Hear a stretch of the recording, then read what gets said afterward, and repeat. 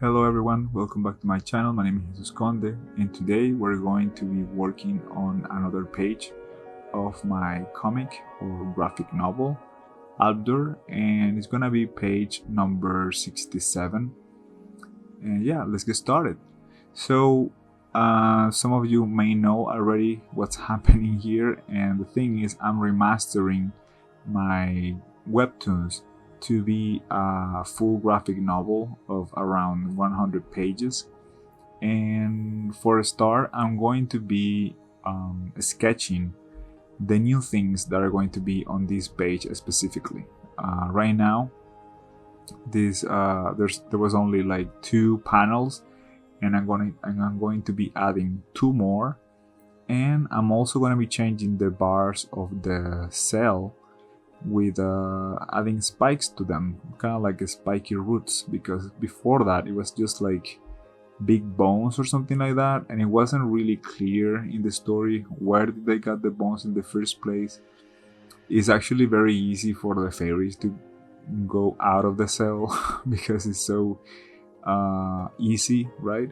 So I wanted to do something that looked more dangerous for them to just trying to leave the cell. And in this moment, this is something that we don't see on the webtoons. I wanted to have a little bit of a moment where they were getting her out of the prison cell.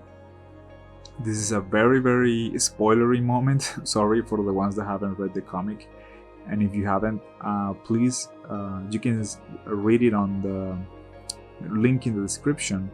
There's a link for my webtoons, and you can totally read it there. And yeah, so what's going on is that they're getting Denebra out because they were not happy with the result of the how you say that the judgment, I guess. So they are kind of like just going against the result of the jury, basically, and they're gonna take the justice in their own hands. Well, actually, in the hands of Alexandria, which is the military, like the general of the tribe. So they've been sent by Alexandria to get Denebra out of the prison cell so they can do justice by themselves, and going completely against the result of the whole trial. That's the word. The trial process. So that's kind of what is going on in a nutshell, right? So now that I did all the sketch, I can just totally focus on doing the line art, which is always fun to do. Once you have a good sketch, doing the line art is kind of like easy in general, and as you have seen in other videos, I have a brush for the background and a brush for the characters. The brush for the background is a little bit more sketchy looking and kind of like more rough, and the one for the character is more defined. And as you saw too, I'm using 3D models that I did myself on ZBrush for the faces of the characters, because for me it's really difficult to just draw the same face again and again and again. So I had to, I wanted to have that as a, in the beginning I was using it as a reference, but it didn't look quite good. So I ended up just tracing, because I'm trying to put a speed on top of whatever else, because it's taking me a long time to do all of these pages. Initially just for the webtoons, of course, but now that I have all that, I can totally use the same techniques and apply it to this what's gonna be the definitive version of my comic. And it's gonna be a graphic novel of about around 100 pages, and I think it's gonna be interesting with all the changes on the story, changes on the not that they're going to change the results of the story or anything, but there's a lot more detail and stuff that is changing for sure, especially more scenes that kind of explain the story a little bit more, or at least what's going on in the story. So, because in the webtoons, I used to take these huge jumps, so it felt more quicker, the story. And man, sometimes I was like, I wonder if this is too fast. And as the story progressed, you can tell it in the webtoons from like the half and on, you can see that the story goes like a little bit slower in terms of what how it's narrated and all of that.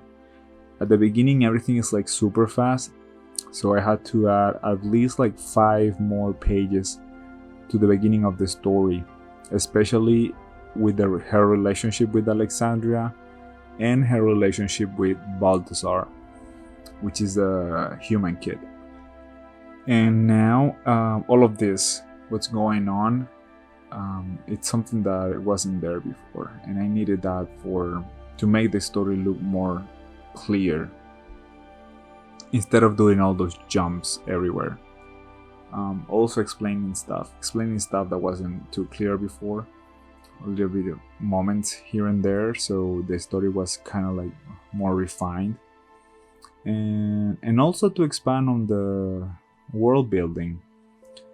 This thing that I'm doing with the bars of the cells, I know it kind of looks like something silly, like it doesn't change much, but for me I feel like it does change a lot, because when you see it the first time on the webtoons, it's like, okay, so yeah, if she is skinny enough, she can totally go out of the cell with no problem.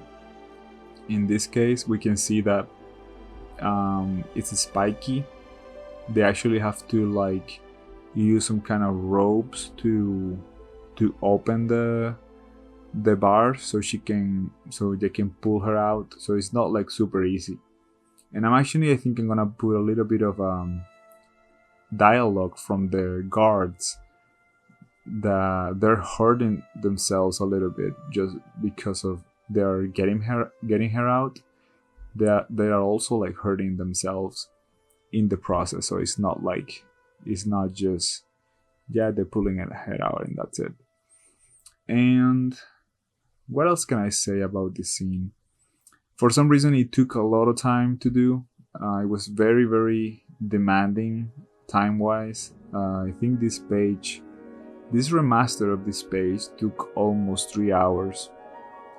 And man, it's really grindy. I have so much respect now for people that does comic books.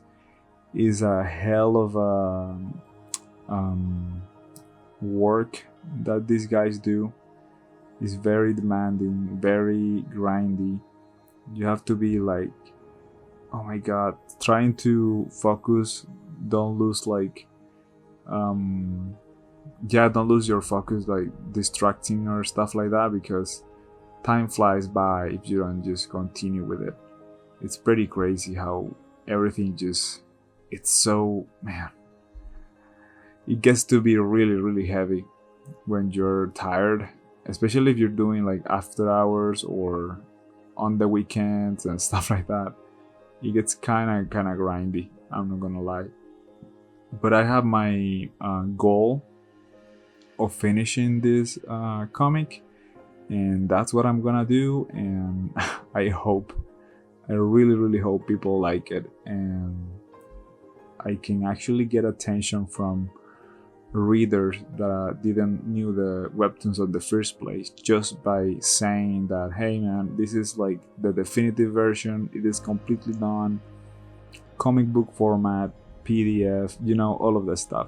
Because some people are actually like, but what is it though? It's like, is it a page called webtoons? And they're like, no, I don't know, like I do have to open an account and stuff like that. So it's like they don't see it for some reason as a good thing, just to be able to enter on a web page and read it. They wanna own the file or something, or they actually want to see it printed. And that's another reason why I'm doing it like this, because I eventually want to have a printed version of it, and I cannot just copy paste the drawings from the webtoons and that's it. It's not gonna look good. And for this case, on this center panel, the drawing was so small that I have to kind of redraw the whole thing, at least to put some like new edges to it, because it was looking way pixelated, or it didn't have quality enough to be on this size of a page. And yeah, that's the kind of thing that I'm doing with this remaster. A lot of redrawing, a lot of reformatting, changing the heads to something more clear, you know, like more like what they should look right now, and fixing a lot of stuff. Fixes and fixes and fixes. And honestly, I don't mind that I'm doing it this way, because I learned a lot from the webtoons version.